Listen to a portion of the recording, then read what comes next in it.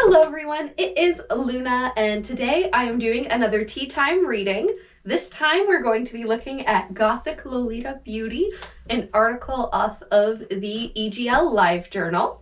So without further ado, this article was written by someone with the username Miyu Sakura. It was written February 17th, 2005. The title is Gothic Lolita Beauty, and then it has in brackets, edited to include general grooming tips. Ask and ye shall receive, the third tutorial written by yours truly, to be archived into both the memories and FAQ. Unless you are donning casual Lolita or Lolita inspired for the day, Gothic Lolita and its variations should be worn with a complete look in mind. That means not only having a well-coordinated outfit, but hair, makeup, and sometimes even your nails to match. After all, who wants to wear their $350 Victorian maiden dress with their hair just tied back in a scrunchie? Of course, there are some general tips that you should keep in mind for wearing Gothic Lolita clothing and for the rest of your life as well. General tips for Gothic Lolitas. Good grooming is important. Combing your hair, brushing your teeth, washing your face, all the stuff your mother wanted you to do as a kid should stay with you for life. Having a clean, neat appearance to match your lovely clothes. Iron your clothes before you go out. Wrinkles don't look flattering on anyone, and the outfit will model better when all the seams have been properly ironed in place. Do not slouch ever! I feel like that might be a little unrealistic. Looking modest and cute is one thing. Hunching over is an entirely different matter. When you slouch, especially for photos, you are basically saying, I really don't want anyone to look at me, which kind of negates the purpose of wearing awesome clothing. Slouching makes you look bad, and it stretches your clothing out of shape. You don't need to stand straight as a ramrod, but sit, stand, and walk with elegance and confidence. Manners are important. If you are out in public, people are going to pay attention to you because of your outfit. The last thing you want to appear is as a rowdy, annoying teeny bopper. There's no need to break out the British accent every time you open your mouth, but use your good manners, be polite and considerate towards others. You're more likely to receive that treatment in return, and open minds regarding alternative fashion. I've also found that if you are being polite and mannerly, others will defend you when some idiot gets it in his or her mind to poke fun at you. If someone is being rude to you, deal with them with greater maturity than they show you. Nothing is more frustrating for someone who is being a childish tease than being rebuffed by a cool adult response. And if someone keeps hassling you, talk to security or the police. They are there to prevent this sort of thing from happening. If worse comes to worse, use that parasol for something other than a sunshade. I love how this tip goes from, oh, you can reach out to security or the police if you need to, and then just escalates to violence. Now on to the looks. The best way to decide how you'd like to do your makeup and hair is based on the particular variant of Gothic Lolita that you are wearing. So without further ado, here are some basic guidelines for Gothic and Lolita beauty. A general idea to keep in mind is that not every face is the same, and not everyone can apply the same look. If you have a round face, you will apply your blush differently from someone with high cheekbones. Someone who has a tannish complexion like me can't really wear certain lipsticks because they will come out as orangey. These tips are meant as basic guidelines for you to work with according to the makeup regime that you've already worked out for yourself. Also keep in mind that overdone makeup usually looks tacky unless you are deliberately creating an extravagant look for a photo shoot or club night. In general, makeup should be used to enhance and not paint on your face. Plus, wearing a lot of makeup usually gets uncomfortable over time, and you constantly have to refresh it. So just show some restraint when you reach for those eyeliners, kids. That is so different from what most of us do today. Gothic Lolita / aristocrat. Some Western Lolitas use full-on goth makeup for this look, which is fine, as long as it isn't overdone to the point of mall goth. The key to this look is to creating contrast, a blend of lights and darks which harmonize well. Those who are very fair of face will find this easy since their complexion is already a good base for a good light / dark motif. Other Gothic Lolitas who have a darker complexion can consider using foundations or powder to lighten their hue a few shades, but should be discreet with this since nothing looks worse than a fake pasty face. Other things to keep in mind: nicely arched eyebrows that have been darkened, dark brown/black hair, not rigid, but it works best with the look, dark rich lip colors, rich reds and blacks. The lips should look rich and full, so invest in high quality glosses and lipsticks. Also make sure that the shade works well with your features, since dark full makeup looks very noticeable and dramatic, and bad color choices will show up doubly. Dark, rich eyeshadows and eyeliners applied to create a mysterious air. The shape of your eye will determine how you apply the shadow, but you generally want to create an air of rich intrigue. The Gothic Lolita look itself is meant to be very austere and aristocratic. Think how Manna looks like in a lot of his photo shoots. Blush should accent facial contours for a dramatic look.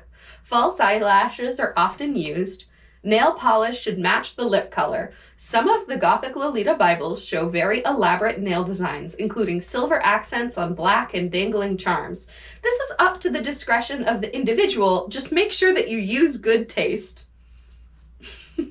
Hair can either be elaborately coiffed curls or straight, elegant cuts that flatter the face. The hime cut style is very popular for Gothic Lolitas and works well on those who have an ovular face and distinct bone structure. Wigs are also an option for those who don't want to change their everyday look. The overall key to this look is elegance. Since Gothic Lolita is a very elegant way of dressing, your look should match your dress. Gothic aristocrat makeup is similar to Gothic Lolita, but it is more mature. Nails and hair will reflect this in being somewhat less elaborate and more sophisticated. Classic/sweet/country Lolita. That is wild to group those all into one category, at least to me, as those have grown into very different things over time, I think. The sweet Lolita look is much more girly than the Gothic Lolita. Makeup is usually more simple and fresh, and hair is sometimes more fanciful. The sweet category of Lolita is meant to create more of a dollish look, while classic Lolita is more elegant and refined. Country Lolita is fresh and simple. The key to any of these looks are delicate femininity and natural beauty, so makeup should not be as elaborate as the Gothic Lolita look. For classic Lolitas, this is the mature variant of sweet Lolita. The air quotes were put in there by them, not me. Simple eyeliner, minimal use of neutral toned eyeshadows, elegant, well-manicured nails with rose-toned shades or a French manicure, neutral/rose-toned lip colors, usually the darkest shade is a deep coral. Hairstyles are similar of those of Gothic Lolita, but are more natural and relaxed. Light, delicate blush to create a refined look. That's actually really good advice for classic Lolita. Classic Lolita. For country Lolitas, this is the most simple and innocent variant of sweet Lolita. Makeup is very simple, usually only neutral eyeliner and lip gloss. Overall air is a country feel, fresh-faced and gentle, not complex. Hair is usually worn in frizzy curls or cute short cuts. If hair is worn long and straight, pin it in simple buns or braids. Nails are simple and natural. Also, not bad advice for that. For sweet Lolitas, this is the most dolly/girly variant. Makeup is still simple but shows a coquettish edge. Simple eyeliner, pastel/neutral shadows applied to create an innocent, wide-eyed look. False lashes can be used, but are shorter and less sweepy than those used in Gothic Lolita. Nails are usually pretty elaborate, with pastel colors, accents, stickers, gems, and dangling charms. Hair is more, I don't like that they used this, but that's what they said, childish than Gothic Lolita, but just as elaborate. Semi-barrel curls, frizzy curls, and Shirley Temple curls are quite common, paired with ribbons, barrettes, and other elaborate hair accessories. Wigs are often used to create the perfect look. Blush might be pinkish and applied to create a more doll-like appearance. Overall, the sweet Lolita look is meant to make an ordinary person into a sugary, delectable dessert. I didn't love the childish wording, but the rest of it is pretty good advice if you're going with a simpler one. Nowadays, we go ham with makeup. Cadona. Cadona doesn't exist, if I remember correctly. I don't know. It's been a while since I've looked into that, but I'm fairly certain Cadona was a misunderstanding of a translation. I might be wrong, but I'm fairly certain that is actually the same thing as OG. This is the page boy look of Gothic Lolita, but is worn by both genders. It's not really the equivalent of Gothic Lolita since the style is more playful and mischievous. Makeup can be used, but minimally, since Cadona represents... I don't like this sentence. The active little boy who teases Gothic Lolitas and flips their petticoats up. Hairstyles are usually more boyish, short in length, and no longer than the page boy haircut. Yeah, moving on. Visual Gothic. Sometimes people cross over Gothic Lolita into the Visual K fashions.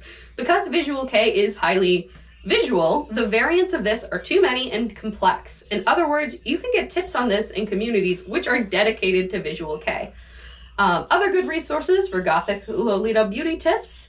Gothic Lolita Beauty, there's a hyperlink there, scans on avant-gauche of the mini section of the Gothic Lolita Bibles on how to accomplish certain looks. All the Gothic Lolita Bibles have certain amounts of style tips in their beauty sections, and so do some Kara magazines. Also, our favorite Gothic Lolita gives her tutorial, her username just is Gothic Lolita, the person she's referring to, on Mana's makeup. Let me know if I've missed anything or you have other things you would like to contribute / add to the discussion. Eventually, this would be linked in the FAQ underneath the fashion / style section. So real quick, I'm going to see if that link still works. It does. I can't read Japanese, but that looks cool. Might check that out sometime. All right, so overall, these tips aren't bad. They're a bit more muted than what I see nowadays, but also, I feel like if you're like going in person, these are really good tips. A lot of Lolita styling, I think in the 2010s when people started posting on social media, became more over the top just so it's visible on camera.